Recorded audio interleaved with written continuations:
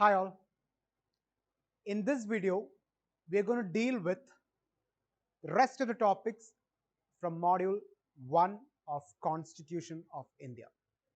So Module 1, as I rightly mentioned, it is titled as Constitution of India. And in the first video, we dealt with Introduction to Constitution, what are the historical background of Indian Constitution, and then we dealt with what are the salient features of Indian Constitution. In this video, we are going to start with the next set of the topic from Module 1, which we are going to deal with. The first topic which we are going to deal with is your preamble of the Constitution. So while giving the introduction about this particular paper and this particular topic, I was, slightly mentioning this particular title as preamble. So now we'll be in detail, we'll be discussing what do you mean by preamble and what do you mean by the preamble of a constitution. Now, the Constitution of India begins with a preamble which specifies the nature of Indian state. So, എന്താണ് preamble എന്ന് പറയുന്നത്? Preamble എന്ന് പറയുന്നത് ഏതൊരു ഭരണഘടനയുടെയും ഒരു ഇൻട്രൊഡക്ഷനെയാണ് നമ്മൾ preamble എന്ന് പറയുന്നത്. നമ്മളിപ്പോൾ അസൈൻമെന്റ് എഴുതുന്നു. ഓക്കെ, ഒരു അസൈൻമെന്റ് എഴുതുന്നതിന് മുമ്പ് നമ്മൾ ആ സബ്ജക്റ്റിന് ആ ടോപ്പിക് എന്താണോ ആ ടോപ്പിക്കിനെ കുറിച്ച് നമ്മളൊരു ഇൻട്രൊഡക്ഷൻ കൊടുക്കും. ആ ഇൻട്രൊഡക്ഷനിൽ കൃത്യമായിട്ട് ടോപ്പിക് എന്താണ്, ആ ടോപ്പിക്കിന്റെ നേച്ചർ, സിഗ്നിഫിക്കൻസ്, റെലവൻസ് ഒക്കെ നമ്മൾ എഴുതിയിട്ടുണ്ടാവും. എന്താണോ ഉള്ളിലേക്ക് കടക്കുന്നത് അതിൻ്റെ ഒരു ചെറിയ സംക്ഷിപ്ത രൂപമായിരിക്കും നമ്മൾ ഇൻട്രൊഡക്ഷനിൽ കൊടുക്കുന്നത്. വിച്ച് മീൻസ് ദാറ്റ് കോൺസ്റ്റിറ്റ്യൂഷന്റെ ഒരു ഇൻട്രൊഡക്ഷൻ ആണ് നമ്മൾ ഈ പറയുന്ന പ്രിയാമ്പിൾ എന്ന് പറയുന്നത്. That's why we say it as every constitution start with a preamble, and the preamble explains the nature of that particular constitution. So Indian constitution the preamble ennu parayumbol the Indian constitution's preamble explains the nature of Indian state. Now, preamble, as I rightly mentioned, is an introduction or preface to the constitution. Constitution introduction or preface on a preamble ennu parayuന്നത്. According to a very famous or an eminent person in this particular field, in the Indian polity field, his name is N.A. Palkiwala, and he actually explains preamble as an identity card of constitution. So preamble, a formal definition, is an identity to the constitution. Constitution ഒരു identity card ആണ് preamble എന്ന് പറയുന്നത്. And we say that every constitution begins with a preamble, and it is a soul and key of every constitution. എല്ലാ കോൺസ്റ്റിറ്റ്യൂഷനും ഒരു key, it's a key or it's a soul. എന്താണോ constitution എന്ന് define ചെയ്യുന്നത് preamble ആണ്. And the preamble defines a basic structure of Indian constitution. And now preamble of Indian constitution was adopted by the Constituent Assembly on 26th November 1949. So ഇന്ത്യയിൽ preamble ഉണ്ടാക്കി, ആ preamble കോൺസ്റ്റിറ്റ്യൂഷനിലേക്ക് add ചെയ്ത വർഷം 1949 ആണ്. Later അമെൻമെന്റ്സ് were made.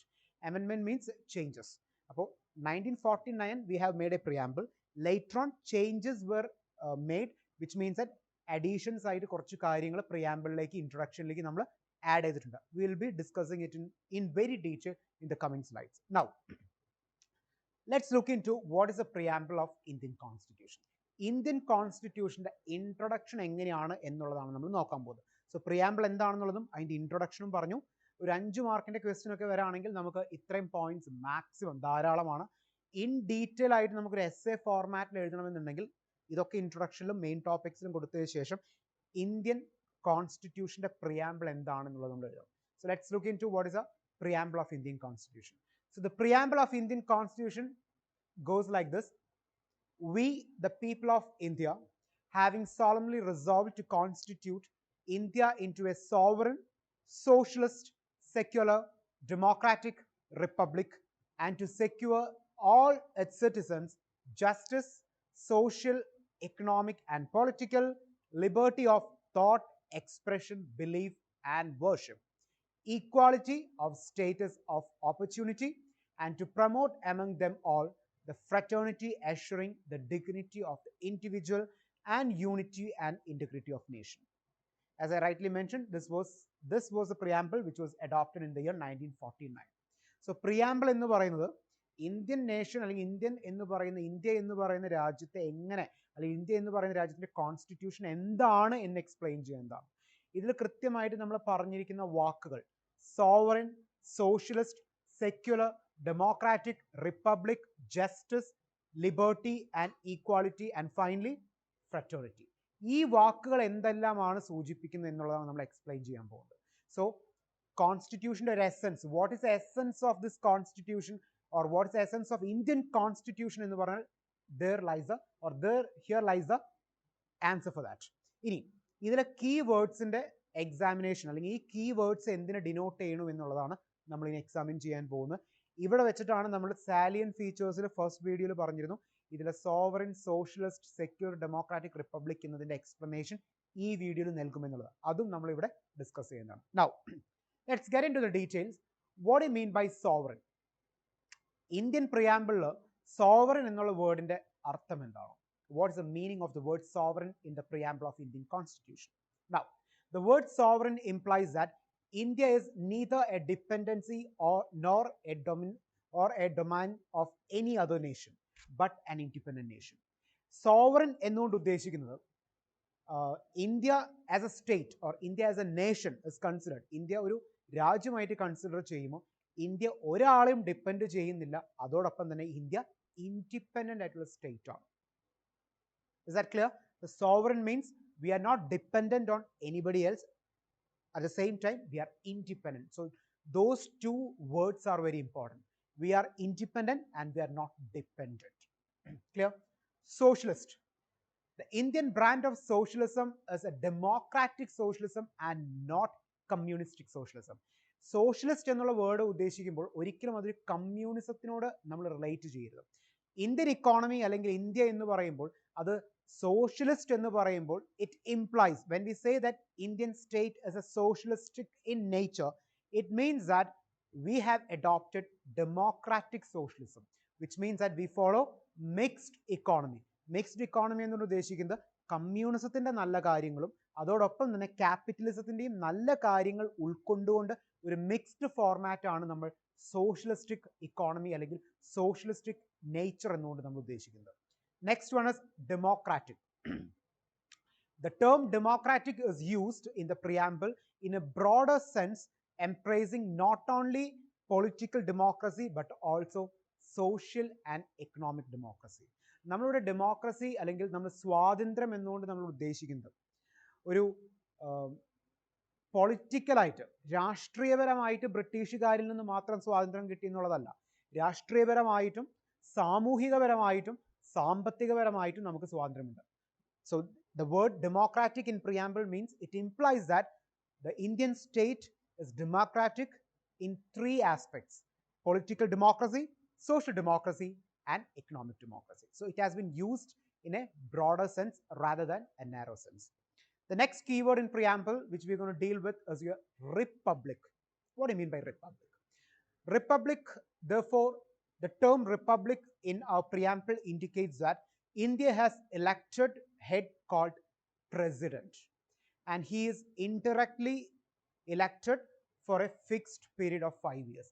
Republic means നമ്മൾ ജനങ്ങളാൽ നേരിട്ടോ അല്ലാതെയോ, ഇന്ത്യയിൽ നമ്മളത് നേരിട്ടല്ല, indirectly. We are not directly electing our president, we are indirectly electing our president.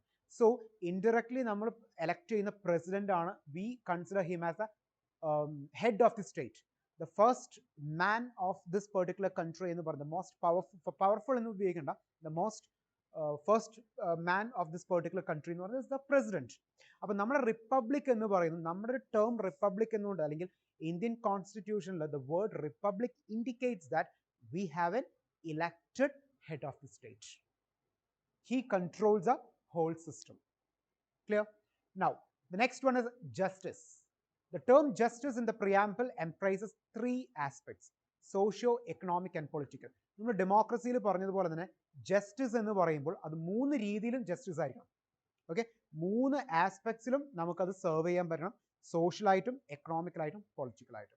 The next one is the word liberty. Again, the term liberty means the absence of restraints and the activities of individuals and at the same time providing equal opportunities for the development of individual personalities. So liberty എന്ന് പറയുമ്പോൾ അത് സ്വാതന്ത്ര്യത്തെക്കാൾ ഉപരിയായിട്ട് ഒരു രീതിയിലും ജനങ്ങളുടെയോ അല്ലെങ്കിൽ ആളുകളുടെയോ മേൽ ഒരു രീതിയിലുള്ള റെസ്ട്രിക്ഷൻസ് ഇമ്പോസ് ചെയ്യരുത്. There is no restraints. ആവശ്യമില്ലാത്ത റെസ്ട്രിക്ഷൻസ് ഇല്ല. റൂൾസ് ആൻഡ് റെഗുലേഷൻസ് ഉണ്ട്. We are not talking about rules and regulations. We are not talking about code of conduct. We are talking about the unnecessary restrictions. So the individuals are free from unwanted or unauthorized restriction. At the same time, liberty also indicates providing equal opportunities for the development of individuals. Clear? The next term which we're going to deal with is your equality. All right. So equality means, as we know, like we are all equal in front of law. That's a most commonly said statement when it comes to Constitution of India and political scenario of Indian state as such. നമ്മൾ എല്ലാവരും പറയും നിയമത്തിന് മുമ്പിൽ നമ്മൾ തുല്യരാണ്. പക്ഷെ നിയമത്തിന് മുന്നിലല്ല, എല്ലാ സെൻസിലും. The term equality means absence of special privileges to any section of society and the provisions of adequate opportunities for all individuals without any discrimination.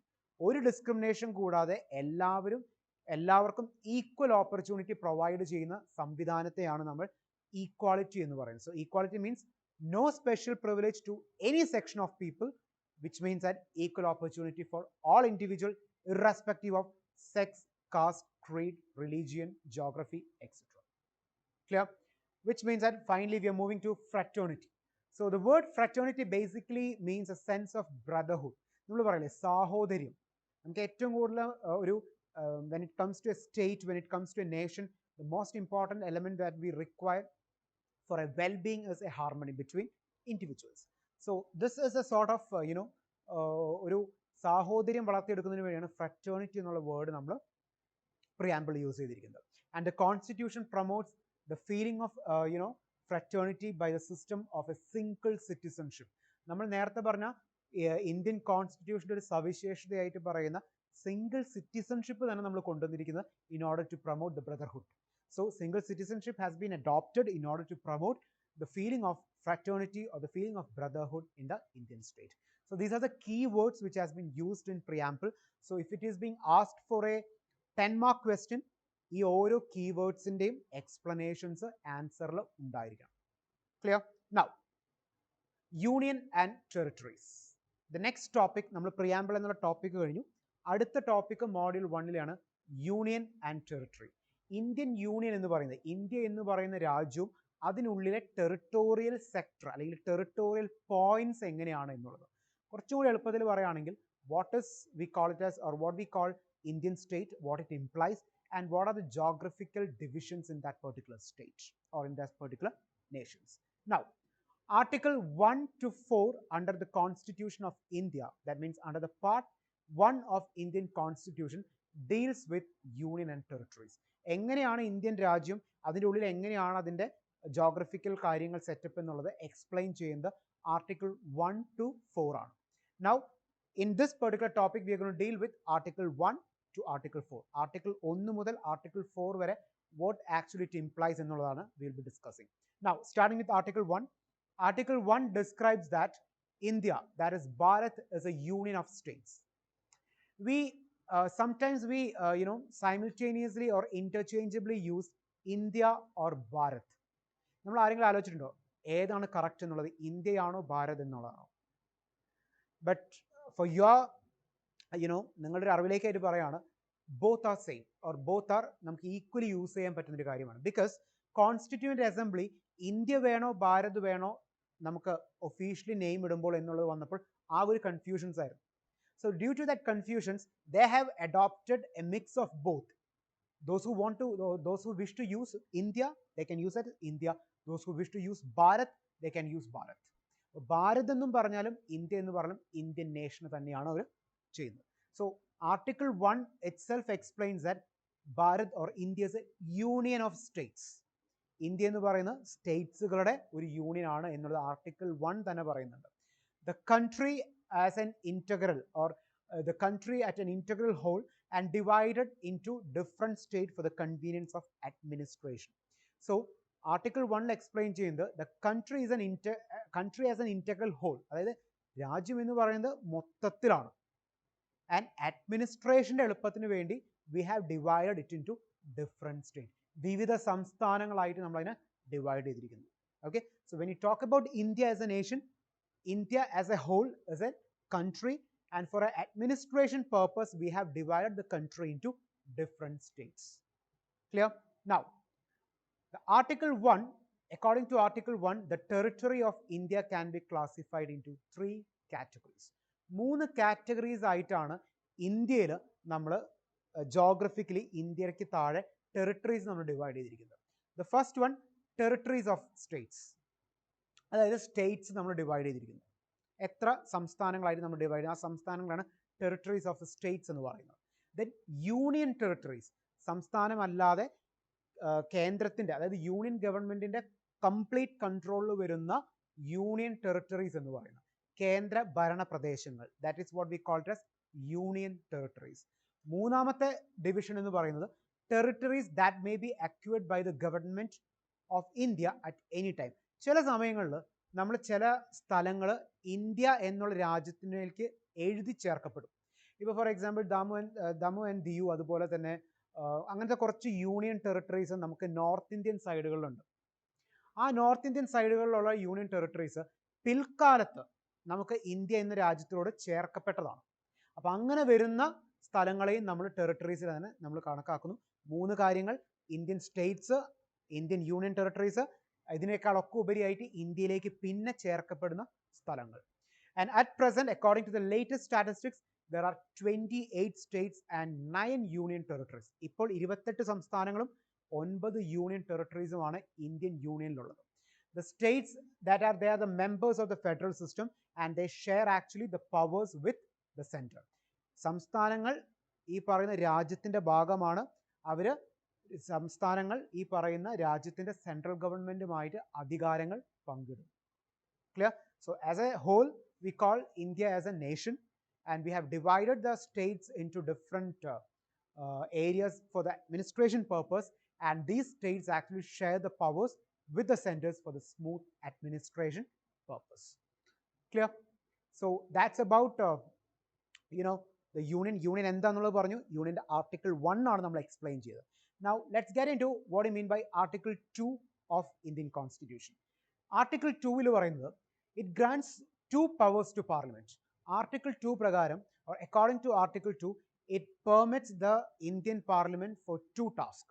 First one, the power to admit into the Union of States, Union of India new states, which means that Article 2 പ്രകാരം Indian ഗവൺമെൻറ്റിന് ഇന്ത്യയിലേക്ക് പുതിയ സ്റ്റേറ്റ്സുകളെ add ചെയ്യാൻ പറ്റും.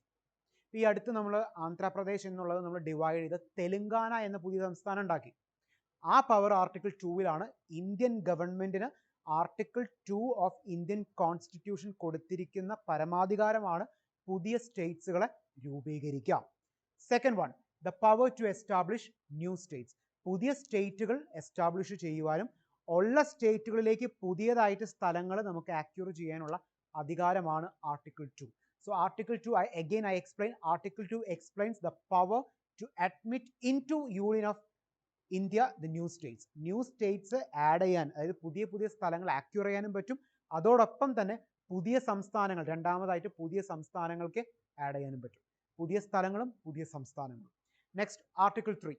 Article 3 എന്താണ് പറയുന്നത്? Article 3 on the other hand relates the formation of or changes in the existing state of Union of India. In the other words, Article 3 deals with the internal readjustment of territories of constituent states of the Union of India. Article 3 പറയുന്നത്, ഞാൻ നേരത്തെ തെലുങ്കാന പറഞ്ഞതിൻ്റെ ഒരു example നമ്മൾ ഇതിലേക്കും കൂടി കൊണ്ടുവരാൻ പറ്റും. ഇപ്പോൾ നിലവിലുള്ള സംസ്ഥാനങ്ങളിൽ എന്തെങ്കിലും റീഅഡ്ജസ്റ്റ്മെൻറ്റുകൾ വേണമെങ്കിൽ ആ റീഅഡ്ജസ്റ്റ്മെൻറ്റ് നടത്താനുള്ള അധികാരം കൊടുക്കുന്നത് ആർട്ടിക്കിൾ 3 ഓഫ് ഇന്ത്യൻ കോൺസ്റ്റിറ്റ്യൂഷൻ ആണ്. ഇത് മുഴുവൻ ചെയ്യുന്ന യൂണിയൻ ഗവൺമെൻറ് ആണ്.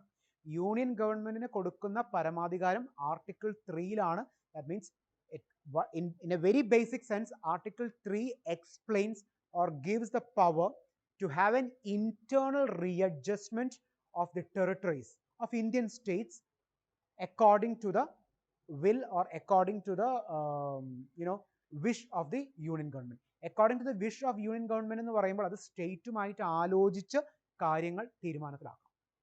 Okay, so Article 3 deals with the readjustment policies in the existing states of Indian Union. Clear? And then Article 3 again authorizes the Parliament to form a new state by separation of a territory from any state or by uniting two or more states or parts of states or by uniting any territory to be a part of any state. B, to increase the area of any state. C, diminish the area of the state. D, to change the or to alter the boundaries of any state. And E, to alter the name of the state. So Article 3 the Article 3 basically explains the readjustments of the existing states. അതിൽ തന്നെ the center has the power to change the name of the states, പേരുകൾ മാറ്റാം, to increase the area of the state, സ്റ്റേറ്റുകളുടെ area, geographical area increase ചെയ്യിപ്പിക്കാം, to diminish the area of the states, ഇപ്പോഴുള്ള area നമുക്ക് കുറയ്ക്കാൻ പറ്റും. അങ്ങനെയുള്ള അധികാരങ്ങൾ യൂണിയൻ ഗവൺമെന്റ് കൊടുത്തിരിക്കുന്ന ആർട്ടിക്കിളാണ് ആർട്ടിക്കിൾ 3. വിച്ച് മീൻസ് ദാറ്റ് ഏറ്റവും സിമ്പിളായിട്ട് പറഞ്ഞാൽ കേരളം എന്നുള്ള സംസ്ഥാനം, കേരള സംസ്ഥാനത്തിൻ്റെ പേര് മാറ്റണം, അതിൻ്റെ ഏരിയ കൂട്ടണം, ഏരിയ കുറയ്ക്കണം, അതിൻ്റെ ടെറിട്ടോറിയൽ ലെങ്ത് കൂട്ടണം എന്നൊക്കെ ഉണ്ടെങ്കിൽ article 3 of Indian constitution empowers the union government to do the same. Is that clear? So that's what the whole idea about union and territories എന്ന് പറയുമ്പോൾ ഈ അധികാരങ്ങളെല്ലാം യൂണിയൻ ഗവൺമെന്റിന്റെ കയ്യിലാണ്. The next one is Article 4. So Article 4 of Indian Constitution itself declares that laws made for admission or establishment of new states and formation of new states and alteration of areas, boundaries or names of existing states are not to be considered as amendments of Indian Constitution under Article 368, which means that നമ്മൾ നേരത്തെ പറഞ്ഞു ഇപ്പോൾ നിലവിലുള്ള ഭരണഘടനയിൽ കോൺസ്റ്റിറ്റ്യൂഷനിൽ we can have changes. ആ changes കൊണ്ടുവരണമെങ്കിൽ we can use the Article 368 because Article 368 empowers the union government to have amendments in Indian Constitution. പക്ഷേ ഏതെങ്കിലും രീതിയിൽ ഗവൺമെന്റ്, യൂണിയൻ ഗവൺമെന്റ് കോൺസ്റ്റിറ്റ്യൂഷന്റെ പവർ ഉപയോഗിച്ചുകൊണ്ട് സ്റ്റേറ്റുകളിൽ, യൂണിയൻ ടെറിട്ടറീസിൽ വരുത്തുന്ന മാറ്റങ്ങൾ, അത് പേരിലോ അല്ലെങ്കിൽ സ്ഥലങ്ങളുടെ വലിപ്പം കൂടുന്നതോ കുറയ്ക്കുന്നതോ അല്ലെങ്കിൽ അതുമായിട്ട് ബന്ധപ്പെട്ട് വരുന്ന വ്യത്യാസങ്ങൾ ഒരിക്കലും കോൺസ്റ്റിറ്റ്യൂഷന്റെ അമെൻമെന്റ് എന്നുള്ള വിഭാഗത്തിൽ പെടുന്നതല്ല. Is that clear? Which means that any sort of changes which explains in Article 1 to 3 of Indian Constitution cannot be considered as an amendment of Indian Constitution. Which means that it simply means that such laws can be passed with a simple majority and in any house of the parliament. പാർലമെന്റിന്റെ ഏതെങ്കിലും ഹൗസുകളിൽ വളരെ simple മെജോറിറ്റിയിൽ പാസ്സാക്കാവുന്ന രണ്ട് ബില്ലുകളാണ് നമ്മൾ ഈ പറയുന്നത്, അല്ലെങ്കിൽ രണ്ട് ആക്ടുകളാണ് നമ്മൾ ആർട്ടിക്കിൾ 1, 2, 3 പറഞ്ഞിട്ടുള്ളത്. Is that clear? So Article 1, 2, 3, 4 ഈ 4 ആർട്ടിക്കിളും മറക്കാതെ ഓർമ്മ വെക്കണം. യൂണിയൻ ആൻഡ് ടെറിട്ടറീസ് എന്ന് പറയുമ്പോൾ യൂണിയൻ എന്നുകൊണ്ട് ഉദ്ദേശിക്കുന്നത് എന്താണ്, നമുക്കടിയിൽ എത്ര സംസ്ഥാനങ്ങളുണ്ട്, എത്ര യൂണിയൻ ടെറിട്ടറീസ് ഉണ്ട്, അതല്ലാതെ നമ്മൾ എത്ര സ്ഥലങ്ങൾ ആക്യുറേറ്റ് ഉണ്ട്, അത് എക്സ്പ്ലെയിൻ ചെയ്യുന്നതാണ് article 1 to 4. Article 1 explains Bharat is a union of states and what it actually means. What is Article 2? Article 3, it actually explains the increase and decrease of the area, change the names, the provisions are given. And Article 4 says that whatever changes that happens with Article 1, 2, 3 of Indian Constitution cannot be considered as an amendment of Indian Constitution. So this is about Indian Union അല്ലെങ്കിൽ union and territory. അപ്പോൾ ഈ union and ടെറിട്ടറിയെ കുറിച്ചുള്ള ചോദ്യങ്ങൾ എക്സാമിൽ വരാണെങ്കിൽ kindly not article 1 to 4 എന്നുള്ള topics ആണ് നമ്മളിത് explain ചെയ്യുന്നത്. Okay, so that's about the second part of first module. In this particular video, we have discussed in detail about Preamble of Indian Constitution and Union and its territories. So I hope this particular video was very helpful and very informative for you. We'll be covering the rest of the topics of Module 1 in the last and the third video. Thank you.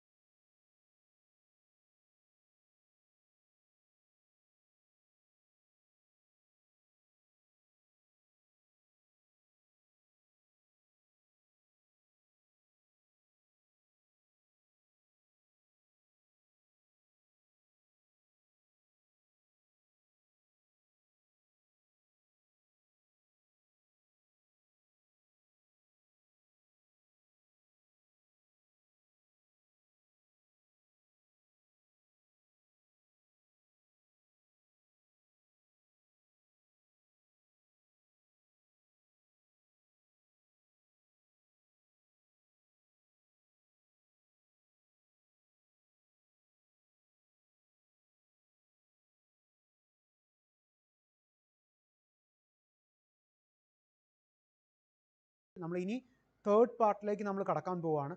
Third പാർട്ടിലായിരിക്കും നമ്മൾ ഇനി അടുത്ത ഒരു ഭാഗം നമ്മൾ clear ചെയ്യാൻ പോകുന്നത്, with starting with yet another topic. So ഈ ഒരു വീഡിയോയിൽ നമ്മൾ ക്രിസ്റ്റൽ ക്ലിയർ ആയിട്ട് പറഞ്ഞ 2 ടോപ്പിക്സ് ആണ്. ഫസ്റ്റ് വൺ എന്ന് പറയുന്നത് what was the whole idea about എന്താണ് നമ്മൾ ഇന്ത്യൻ സിറ്റിസൺഷിപ്പ് എന്നുള്ളത് നമ്മൾ അടുത്തതിൽ എക്സ്പ്ലെയിൻ ചെയ്യും. The first topic which we actually delt